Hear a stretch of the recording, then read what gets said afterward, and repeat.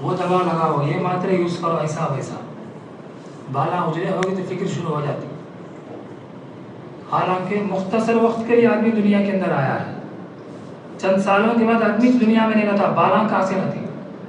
تو اس کے واسطے دن رات محنت کرتا ہے، کوشش کرتا ہے، فکر کرتا ہے. جو سب سے مضبوط، سب سے اشرف اور اعلیٰ عضو ہے دل، اسے سدھارنے اور سنوارنے کے بارے میں کون بھی فکر نہیں کرتا. بڑی افسوس کی بات ہے. دیکھو اللہ کی نظر میں فضیلت والا آدمی کون ہے؟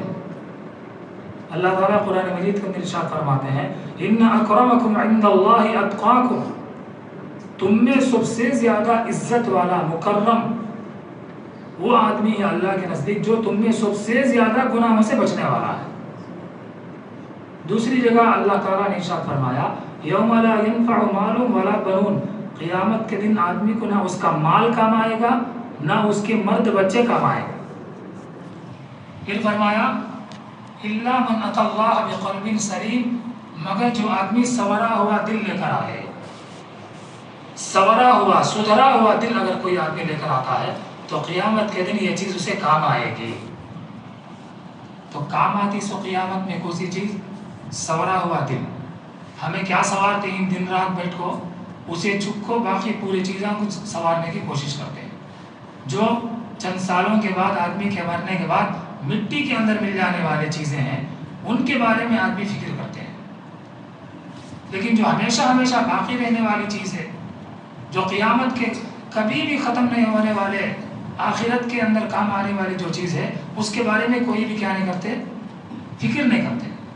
تو اصل فکر جو ہے اسی کی کرنا ہے. اس کی کچھ مثالیں دیکھ لیجئے. اللہ کے نبی صلی اللہ علیہ وسلم کے چچا ابو لہب، بڑا مالدار، مال میں سب سے زیادہ، جمال میں سب سے زیادہ، اتنا خوبصورت تھا، اس کے چہرے پر شعلہ چمکتا تھا. یہاں تک کہ اس کا نام بھی دیکھا ابو لہب، شعلے والا. انتہائی خوبصورت، کمال بھی زیادہ، خاندان قریش کا، مکے میں پیدا ہونے والا. لیکن اس کے دل کے اندر کیا تھا؟ گوبر تھا. ایمان نہیں لایا، نبی کو تکلیفیں دیتا تھا، ستاتا تھا. ہمیشہ ہمیشہ یہ کہہ دیا کیا ہوگا؟ جہنم کے حوالے ہو گیا. نہ اس کا مال اسے کام آیا، نہ اس کی خوبصورتی اسے کام آئی، نہ اس کے اچھے بال اسے کام آئے، نہ اس کا اچھا خاندان اسے کام آیا. کچھ بھی کام نہیں آیا. اللہ کی نظروں سے گر گیا. یہاں تک کہ قرآن مجید کے اندر اس کی مذمت بیان کرتے ہوئے اللہ تعالیٰ نے اس کے لیے ایک مستقل سورہ اتارا، سورہ لہب، تبت یدا ابی لہب وتب. تو کیا کام آیا؟ کچھ بھی کام نہیں آیا. اس کے مقابلے میں حضرت بلال دیکھیے، حضرت کے پاس مال بھی کچھ بھی نہیں. مال تو دور کی بات، اپنے ذات کے مالک نہیں تھے بلکہ غلام تھے. غلام اپنے آپ کا بھی مالک نہیں ہوتا. رنگ بھی کوئی گورا نہیں، حسب نسب بھی کچھ بھی زیادہ نہیں، مال تو کچھ بھی نہیں، مکے میں پیدا ہونے والے نہیں، حبشہ سے آئے تھے. لیکن دل کو سدھارا، دل کو سنوارا. اللہ کے نبی صلی اللہ علیہ وسلم کی صحبت کے اندر بیٹھ کر اپنے دل کو سنوارا، اپنے دل کے اوپر محنت کی.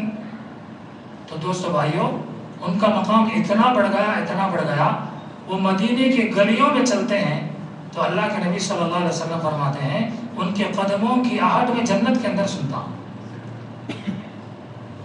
حضرت عمر رضی اللہ تعالیٰ، کتنے بڑے صحابی، جن کے بارے میں اللہ کے نبی صلی اللہ علیہ وسلم نے فرمایا لو کان بعدی نبی لکان عمر، میرے بعد اگر کوئی نبی ہوتا تو حضرت عمر ہوتے. قریش کے مطلب مکے میں رہنے والے جلیل القدر صحابی حضرت بلال رضی اللہ تعالیٰ جب آتے تو اٹھ کر کھڑے ہو جاتے اور کہتے کہ جاء سیدنا بلال، ہمارے سردار بلال آئے، بلال آئے. یہ کہتے ہوئے ان کی عزت میں کھڑے ہو جاتے تھے. تو ان کا جو سورا ہوا دل تھا، جس کی وجہ سے اللہ تعالیٰ نے دنیا کے اندر بھی عزت دیا اور آخرت کے اندر بھی ہمیشہ ہمیشہ کے لیے عزت دی. تو بتانے کا مطلب کیا ہے؟ انسان کے لیے جو کام آنے والی چیز ہے محنت کے لائق اگر کوئی چیز ہے تو انسان کا دل ہے. دل اگر سنورتا ہے، سدھرتا ہے، تو انسان کے باقی اعمال بھی سدھر جاتے ہیں. انسان اگر بگڑ جاتا ہے تو اس کے باقی اس سے نکلنے والے اعمال بھی جو ہے بگڑ جاتے ہیں. تو دوستو بزرگوں، انسان جب گناہ کرتا ہے تو اس کا اثر سیدھا اس کے دل کے اوپر پڑتا ہے.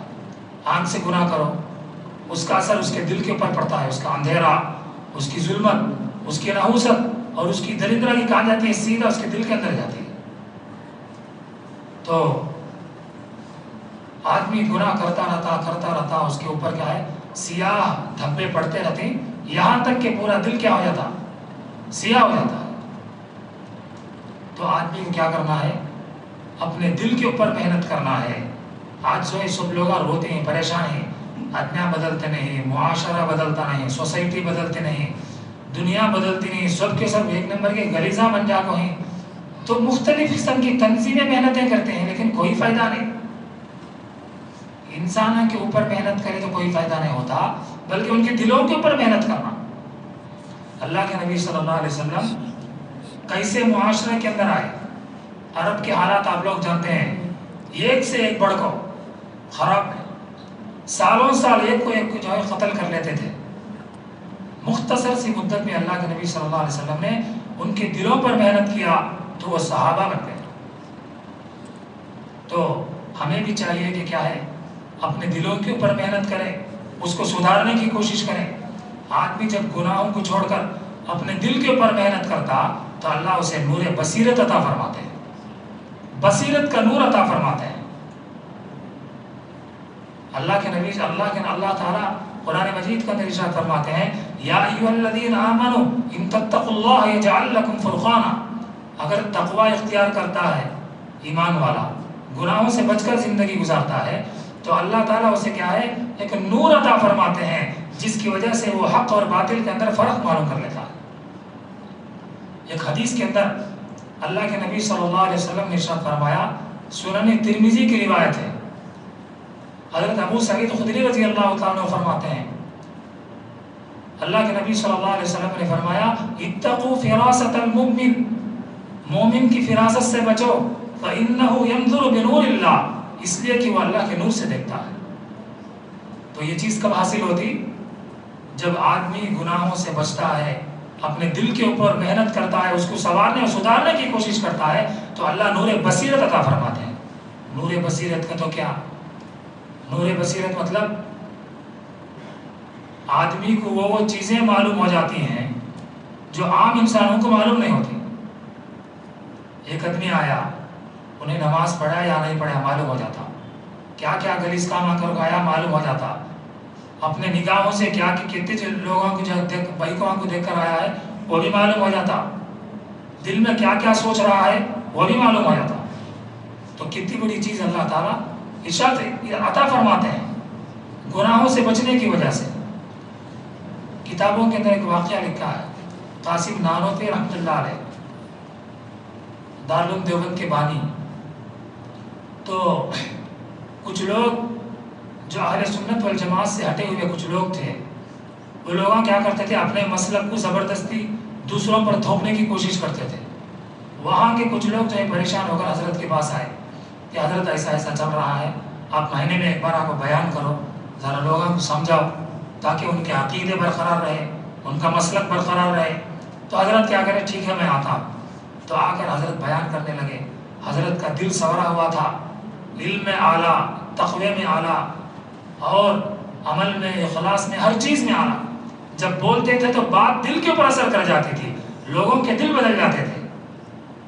تو حضرت اگر محنت کرنا شروع کرے، بیان کرنا شروع کرے، لوگوں کو سمجھانا شروع کرے تو لوگ متاثر ہوتے تھے، اور جتنے جو بقیہ جو دشمن قسم کے لوگ تھے، اپنے مسلک کو دوسروں پر تھوپنے والے، وہ بھی جو ہے ان کے اندر بھی تبدیلی آنا شروع ہو گئی. تو ان لوگوں کو اندر سے پریشانی شروع ہو گئی، یہ کیا مصیبت بھی حضرت کی، کہاں سے کیا کو ہمارے اتنا بھی بدل لاتے ہیں نا. کل کو کیا کرے، ایک سازش کرے، اس کے بعد جب آئیں گے تو کیا کریں گے، 10 آدمیوں کو چن کر کھڑا کریں.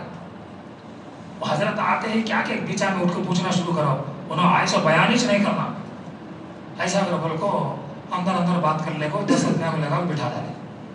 حضرت آ کر بیٹھتے ہی معلوم ہو گیا یہ 10 لوگوں کو بٹھے ہیں، ان لوگوں کے دلوں میں سوال ہے۔ حضرت آ کر بیٹھتے ہی کیا بولے، آج بیان کرنے کو دل نہیں چاہتا ہے، آج میں کچھ لوگوں کے سوالوں کے جوابات دینا چاہتا ہوں گربل کو۔ سوال نمبر 1 گربل کو سوال بھی بولے، اس کا جواب بھی بولے، دوسرے کا سوال بھی بولے، اس کا جواب بھی بولے، یہاں تک کہ 10 لوگوں کے سوالات بھی بولے اور ان کے جوابات بھی بولے۔ جو لوگ دشمنی کے لیے آئے تھے وہ لوگ بھی حضرت کے معتقد ہو گئے۔ تو یہ چیز کیسے حاصل ہوئی؟ نور بصیرت اللہ تعالیٰ نے عطا فرمایا ہے، وہ تقوی کی برکت سے، اپنے دل کو سنوارنے کی برکت سے۔ یہ لوگ جو ہے بہت شرمندہ ہو گئے، کیا کرنا سمجھ میں آتا نہیں، کیسے کہ کر کو ان کو ذلیل کرنا کا بڑھ، اور ایک پلان ڈالے۔ کیا پلان ڈالے؟ ایک زندے آدمی کو جنازے میں سلا ڈالے، کفن پہنا کر۔ انہیں کیسا معلوم کر لیتا کہ دیکھیں گے گھر کو، اسے نماز پڑھانے بلا کو 2 تکبیرہ بولتے انہیں اٹھ کو بیٹھ جانا، انہیں اٹھ کے بیٹھتے پیچھے سے پورے ہنسنا اور انہیں ذلیل ہو جانا، کربل کو پلان ڈالے۔ آپ کو حضرت کو بولے، اسے جنازے میں سلا ڈال کو حضرت کو اگر بولے حضرت آؤ ہمارے ادنیا میں ایک آدمی کا انتقال ہو گیا ہے، ذرا جنازے کی نماز پڑھا دیا۔ حضرت کیا بولے، نہیں بھائی میں نہیں پڑھاتا، آپ لوگ آ جاؤ اپنے مولوی سے نماز پڑھواؤ۔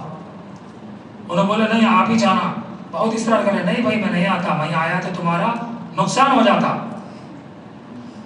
تو انہوں سنے نہیں، آنا سوچ، بار بار اصرار کرے، تو ان کی اصرار کی وجہ سے حضرت گئے اور نماز پڑھانا شروع کرے۔ 4 تکبیرہ پورے ہو گئے، انہیں کیا کہ اٹھنے کا نام لیتا نہیں۔ آدمی کیا ہے جا کر اٹھانا شروع کرے تو انہیں اٹھتا نہیں، ہلتا نہیں، مر گیا۔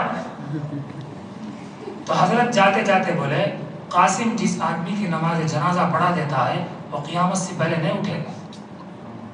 تو اللہ کے نبی صلی اللہ علیہ وسلم نے فرمایا، من عادى لي وليا فقد آذنته بالحرب، جو آدمی اللہ کے ولی کے ساتھ دشمنی کرتا ہے اللہ تعالیٰ اس کے ساتھ جنگ کا اعلان کر دیتے ہیں۔ تو یہ چیز کیسے معلوم ہوئی؟ حضرت کو پہلے سے معلوم تھا، یہ کوئی علم غیب نہیں ہے۔ علم غیب تو اللہ کے نبی کو بھی حاصل نہیں ہے، یہ دوسروں کو کیسے حاصل ہو سکتا ہے؟ یہ اسے نور بصیرت بولتے ہیں۔